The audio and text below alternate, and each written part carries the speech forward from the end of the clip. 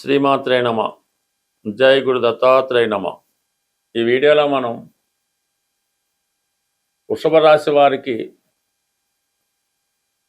మే నెల మాస ఫలితాలు తెలుసుకునే ప్రయత్నం చేద్దాం.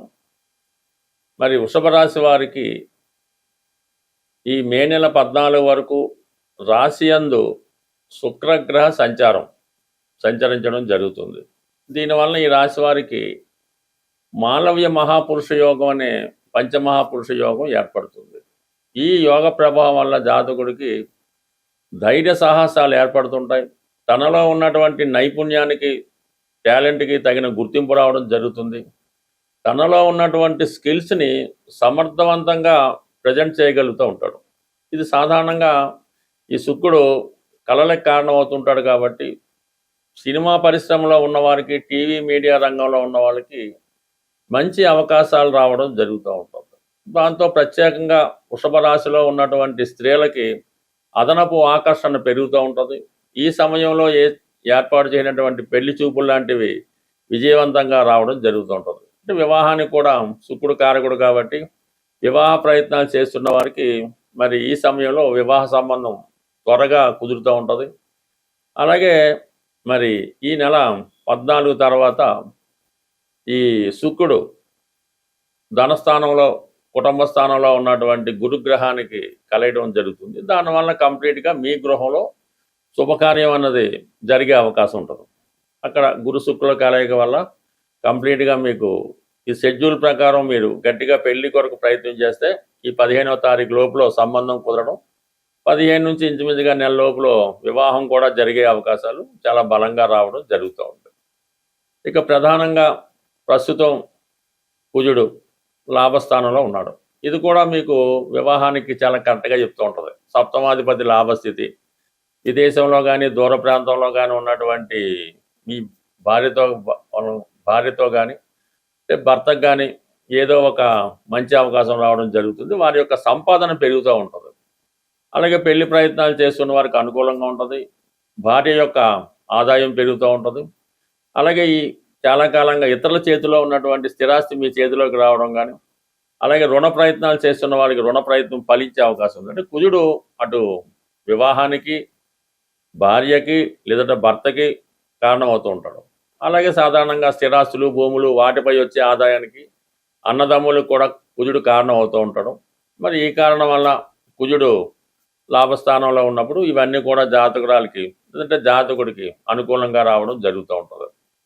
శనితో కలిసినటువంటి కుజుడు ఉండడం వల్ల అంటే ఉద్యోగ ప్రయత్నాలు చేస్తున్న వారికి ఈ ఉద్యోగ ప్రయత్నాలు చాలా వరకు ఫలిస్తాయన్నమాట. అంటే కుజుడు శని కలిసి లాభస్థానంలో టెక్నికల్ రంగంలో ఉన్న వాళ్ళకి మంచి అవకాశాలు రావడం జరుగుతూ ఉంటుంది. అలాగే ఈ పోలీస్ డిపార్ట్మెంట్ వాటిలో ఉద్యోగాలకు కూడా యూనిఫారం వేసుకొని రక్షణ శాఖలో కానీ, సెక్యూరిటీ డిపార్ట్మెంట్లో కానీ అలాగా ఎవరైతే ఉన్నారో వాళ్ళకి నూతన ఉద్యోగ ప్రయత్నాలు కూడా ఫలించే అవకాశం ఉన్నది.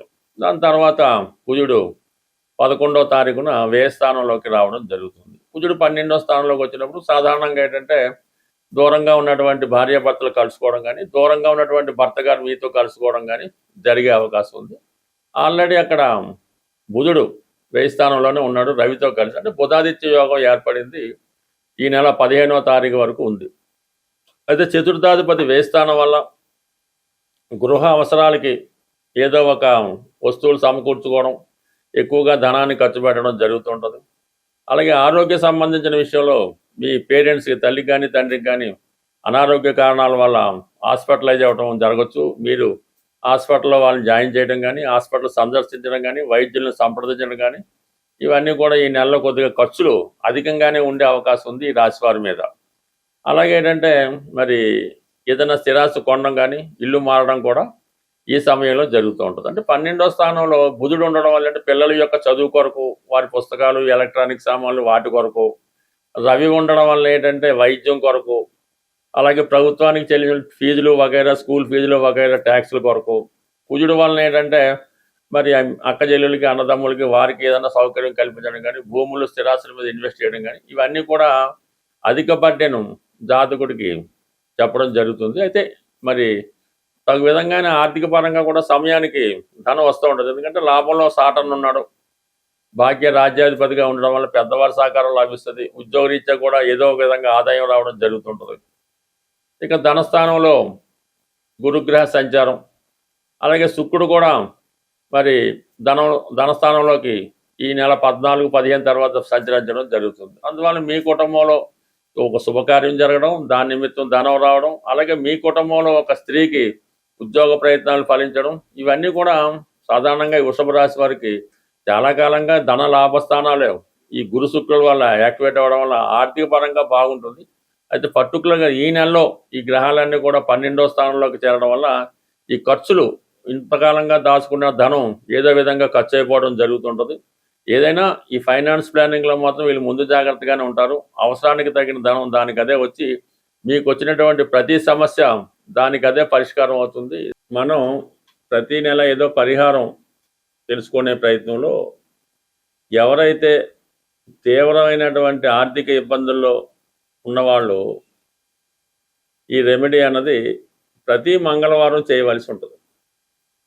అది స్వచ్ఛమైనటువంటి గోధుమ రవ్వ, కొన్ని ప్రాంతాల్లో బొంబాయి రవ్వ అంటారు, గోధుమ నూక అంటారు, మొత్తం మీద ఈ గోధుమ రవ్వ సుమారుగా ఒక 1/4 కేజీ తీసుకోవడం, దానికి సమానంగా పంచదార తీసుకొని ఒక 100 గ్రాముల నెయ్యి కలిపి, అంటే ఈ 3 నెయ్యి, గోధుమ రవ్వ, పంచదార కలిపి పొడి పొడిగా తయారు చేసి అవి మీరు చీమలకి ఆహారంగా పెట్టవలసి ఉంటుంది. అంటే ఎక్కడ తోటల్లో ఉన్న, అడవిలో ఉన్న, అలాగా పార్కులో గట్ట ఉన్నప్పుడు అవి ఈ మంగళవారం రోజు ఈ చీమలకి ఇది నైవేద్యంగానో ప్రసాదంగానో ఈ మొత్తం ఈ గోధుమతో చేసినటువంటి మిక్చరు పెట్టడం జరుగుతుంది. అదే రోజు మీరు సాయంకాలం పూట, అంటే పొద్దున్న చీమలకి వేయచ్చు, సాయంకాలం వేస్ట్ వేయచ్చు, కానీ ఈవినింగ్ పూట మాత్రం మీరు ఆంజనేయ స్వామి ఆలయాన్ని దర్శించవలసి ఉంటుంది. దర్శించి స్వామివారికి 6 సంఖ్య కలిగినగా 6 లడ్లు ఇవ్వచ్చు, 6 గులాబీ పువ్వులు ఇవ్వచ్చు, లేదంటే డ్రై ఫ్రూట్స్ లాంటివి ఏమైనా ఈ ఎండు ఖర్జూరం లాంటిది ఇవ్వచ్చు. అది స్వామివారికి అక్కడ ప్రసాదంగా ఇచ్చి అక్కడ కొంచెంసేపు కూర్చొని ఏదో హనుమాన్ చాలీస ఏదో చదువుకోవడం. అంటే ఈ విధంగా ఒక 6 వారాల పాటు మీరు చేయవలసి ఉంటుంది. అయితే ప్రతి వారం కూడా మీ ఇంప్రూవ్మెంట్ అన్నది కనబడుతుంటుంది. అంటే మనం ఏ రెమెడీ అయినా సరే మొక్కుబడిగా చేస్తే మాత్రం జరగదు. రెమెడీ కూడా ఎవరికి వాళ్ళే చేసుకోవాలి తప్ప మీ తరపున ఏదో డబ్బులు ఇచ్చి చేపించేయడం వల్ల కూడా ఏ విధమైన ఉపయోగం అయితే ఉండదు. అందువల్ల ఏంటంటే మీరు శ్రద్ధతో, నమ్మకంతో ఈ పరిహారం చేయడం వల్ల కంప్లీట్గా మీ యొక్క ఆర్థిక సమస్యలు ఒక 6 వారాల్లో తీరిపోవడం జరుగుతూ ఉంటుంది. ఇదే విధంగా తీవ్రమైన అనారోగ్య సమస్యలతో ఇబ్బంది పడుతూ ఉంటారు. ఎక్కువగా బ్యాక్ పెయిన్, నడుము నొప్పి, భుజాల నొప్పులు, ఇటువంటి మోకాళ్ళ నొప్పులు ఉన్నవాళ్ళు ఆదివారం రోజు, ఎస్పెషల్లీ ఆదివారం రోజు మరి పాయసం నైవేద్యంగా, అంటే పాయసం తయారు చేయవలసి ఉంటుంది. గోధుమ పాయసం కానీ బియ్యం పాయసం అయినా పర్లేదు. ఆదివారం రోజు తూర్పు దిక్కున ఉన్నటువంటి సూర్య భగవానుడికి నైవేద్యంగా పెట్టి అది మీ కుటుంబ సభ్యులే తీసుకోవడం జరగాలి. అంటే కేవలం 3 వారాలు మాత్రం ఈ సూర్య భగవానుడికి పాయసం నైవేద్యం పెట్టడం వల్ల ఓపిక ఉంటే ఆదిత్య ఉదయం వినడం. అయితే ఆదివారం కంప్లీట్గా మీరు నియమంగా ఉండాలి. ఎన్వి అది మానేయడం, అలవాట్లు ఏమన్నా ఉంటే పక్కన పెట్టడం. ఈవెన్ పాన్ కిల్లి నవలేవారు కూడా ఆ రోజు కిల్లి నవలడం అన్నది మానేసి కొద్దిగా పవిత్రంగా జాగ్రత్తగా ఉండడం వల్ల ఇది అనారోగ్యపరంగా ఉన్నటువంటి మీ సమస్యలకు శాశ్వత పరిష్కారం అన్నది రావడం జరుగుతూ ఉంటుంది. అలాగే ఇప్పుడు ఈ ఇంకా మీకు బెటర్గా కావాలంటే ఇప్పుడు ఈ ఆదివారం రోజు కానీ ఈ ఇందాక చెప్పిన మంగళవారం రోజు కానీ గోశాల దర్శించి, అంటే గోశాలలో మీరు కొంత సేవ చేయవలసి ఉంటుందన్నమాట. అది అక్కడ ఉన్నటువంటి శుభ్రం చేయడం, శుభ్రంగా ఆవుకి స్నానం చేయించడం, కాళ్ళకి అది అంటే గోసేవ చేయవలసి ఉంటుంది. గోవికి నచ్చే విధంగా మీరు ప్రవర్తించడం వల్ల, గోవికి కొంత ఆహారం తినిపించడం వల్ల కనీసం ఒక 40 నిమిషాలు, గంటన్నా ఆ గోశాలలో మీరు కాలం గడపడం వల్ల మీలో ఉన్నటువంటి నెగిటివ్ ఎనర్జీ లాంటిది, దుష్ట శక్తులు ఏమైనా ఉంటే అవి కంప్లీట్గా వెళ్ళిపోయి మీకు ఒక మంచి స్వచ్ఛంగా రావడం జరుగుతుంటుంది. మంచి గాలి పీల్చడం వల్ల మీకు మరి అది స్వచ్ఛతగా ఉంటుంది. అప్పుడు మీకు భగవంతుడి యొక్క అనుగ్రహం తొందరగా లభిస్తూ ఉంటుంది అన్నమాట. ఈ అంటే మిమ్మల్ని మీరు శుద్ధి చేసుకోవడం వల్ల భగవంతుడి యొక్క అనుగ్రహానికి తొందరగా రావడం, శుభగ్రహాలు మీకు అనుకూలంగా పనిచేయడం, దుష్టగ్రహాలు మీకు వ్యతిరేకంగా దూరంగా వెళ్ళడం, ఇవన్నీ జరిగే సూచనలు ఉంటాయి. కాబట్టి కంప్లీట్గా నమ్మకంతో ఈ రెమెడీ ఇవన్నీ కూడా సూర్యుడికి సంబంధించినవే, కానీ సూర్యుడే ధనాన్ని ఇవ్వగలడు. సూర్యుడు మాత్రమే ధనం ఇవ్వగలడు. అందువల్ల ఏంటంటే మీరు ఈ విధంగా చిన్నపాటి రెమెడీ నమ్మకంతో చేసుకుంటే కంప్లీట్గా మీ యొక్క సమస్యలకి పరిష్కారం దొరుకుతుంది. స్వస్తి.